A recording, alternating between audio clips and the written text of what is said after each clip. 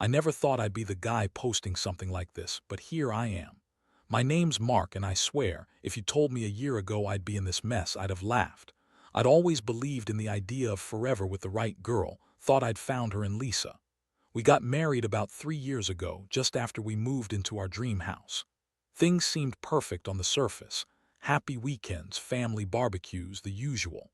But looking back, I started noticing little things that didn't add up. Lisa was always a bit bitchy, honestly. Not in a mean way, but she had this sharp tongue that she used whenever she felt annoyed or threatened. When we first met, I thought her quick wit was charming. But over time, I started noticing she'd get irritable over small things, like if I forgot to take out the trash or if I didn't respond quickly enough to her texts. It was almost like she was always on edge, ready to lash out. Initially, I just thought she was stressed from work or maybe just tired of the routine. She was a high-powered executive, always busy, always on her phone. But then came the tiny hints that something was wrong. She became more secretive about her phone, locking it more often, deleting messages in a hurry. She seemed more interested in her tablet than in me when we were together. I caught her lying once or twice about where she was, saying she was at a meeting when I saw her texting someone late at night. Small things, but enough to make me start questioning. The first real sign that something was off was about 6 months ago. She started canceling plans last minute, claiming she had to work late or that her boss was being a real pain. I didn't push her. She's always been someone to keep her career ahead of everything else. But I couldn't shake this feeling that she was hiding something. She'd go on these business trips I never knew about, and I'd find her phone flooded with messages from someone named Alex. At first, I thought it was just a colleague, but the tone of those texts felt different, more personal, more intimate. Whenever I asked about Alex, she'd brush it off, call me paranoid, or accuse me of distrust. Things escalated on our anniversary. We had planned a special dinner, just us, a fancy place we'd wanted to try for months. I even bought her a necklace she'd admired. I was feeling good that night, hopeful, thinking we'd reconnect after a rough patch. But during dinner, I noticed her texting on her phone discreetly. When I asked her about it, she snapped at me, said I was being jealous and paranoid, that she deserved a night to relax. I let it go, but I couldn't shake this gnawing feeling that she was hiding something even bigger. And honestly, I was starting to feel like I was losing her little by little, even while pretending everything was fine. A few days after our anniversary, I started noticing even more strange behaviors. Lisa would be unusually cold and bitchy for no reason. She'd snap at me over the smallest things, like I left my shoes out or I forgot to pick up her favorite wine at the store. Normally, she was pretty good about those things, but now it felt like she was always on edge. I'd catch her sneaking glances at her phone when she thought I wasn't looking, or she'd quickly hide it behind her back if I walked into the room. One night I decided to check her phone. I know I shouldn't have, but I just couldn't help myself. I figured maybe I'd find some proof of what I was suspecting. I waited until she was in the shower, then grabbed her phone from her purse. I didn't expect much, honestly, but what I found knocked the wind out of me. Her messages were full of flirtatious texts with someone named Chris. They talked about meeting up, about how hot she looked in a new dress, and about their secret plans. Some of the messages were downright suggestive. It was clear they'd been seeing each other behind my back for at least a few months. I felt numb, like I'd been punched in the stomach. All the doubts, the suspicions, everything suddenly made sense. I sat there, staring at her phone, trying to process what I'd just seen. My mind raced. How could she do this? How could she betray me like this, especially on our anniversary? I felt so angry, so hurt, but mostly just hollow. I kept thinking, how could I not have seen this coming? I was blind to all the signs, too trusting. Maybe too stupid. The next morning I confronted her. I couldn't keep it bottled up anymore. I told her I knew about her affair with Chris, that I'd seen the messages. Her reaction was explosive. She rolled her eyes, scoffed, and told me I was crazy, that I was imagining things, that I was just jealous and paranoid. She said, "You're overreacting, Mark. You're always accusing me of stuff. Maybe you're the one who's cheating in your head." She laughed it off like she was mocking me. I asked her to be honest, to tell me the truth, but she just kept spinning lies saying she never cheated, that I was paranoid, and that I was ruining everything by accusing her. That moment hit me hard. I felt a mix of rage and heartbreak. How could someone I loved and trusted so much turn around and lie to my face? I looked into her eyes and saw this cold, bitchy look that I'd never seen before. She was trying to gaslight me, make me doubt what I knew in my gut. But I wasn't going to let her. Deep down, I knew I had to do something, and fast, because this wasn't just about the cheating anymore. It was about respect, trust, and knowing who she really was. I'd been a fool to think she was the woman I fell in love with. After that confrontation, everything changed. I couldn't look at her the same way. The woman I married, who I thought was my partner, my best friend, had turned into a stranger.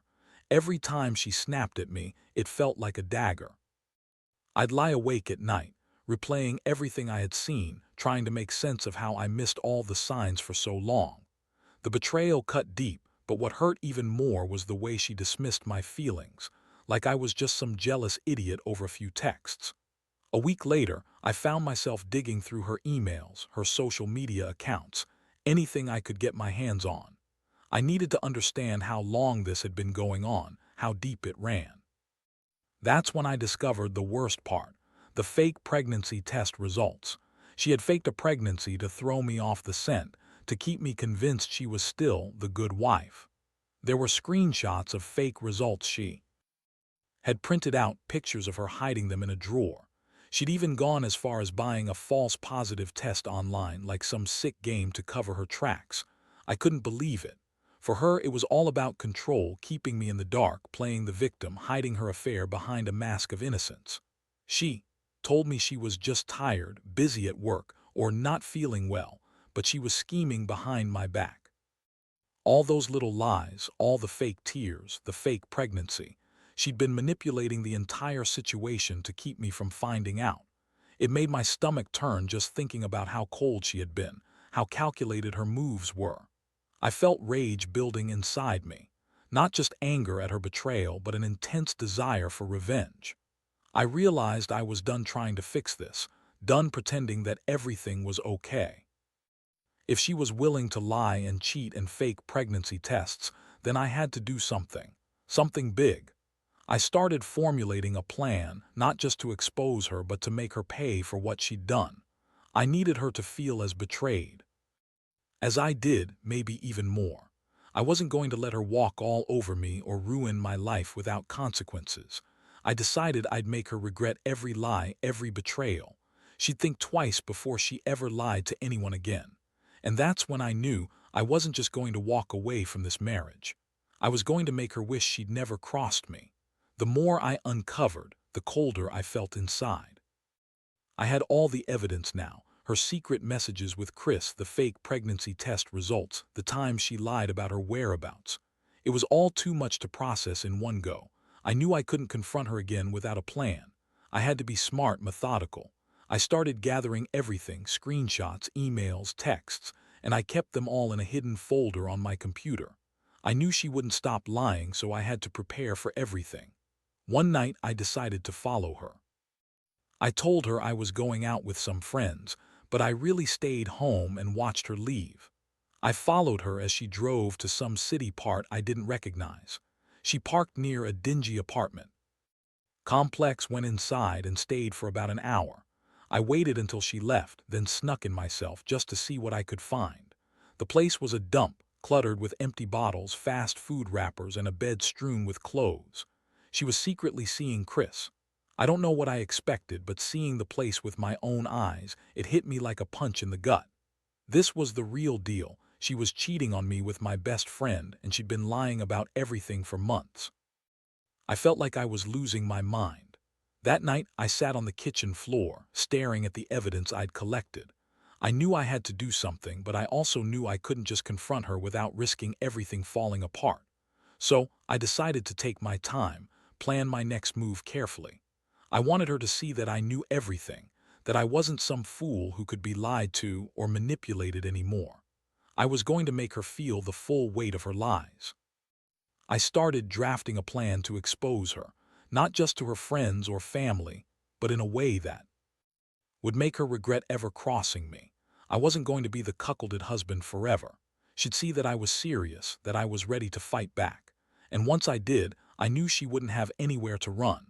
The betrayal was too deep, and I was done being the naive guy who believed in fairy tales. It was time for her to face the consequences of her actions. The days that followed were a blur of planning and inner turmoil. I knew I couldn't just blow everything up without thinking it through.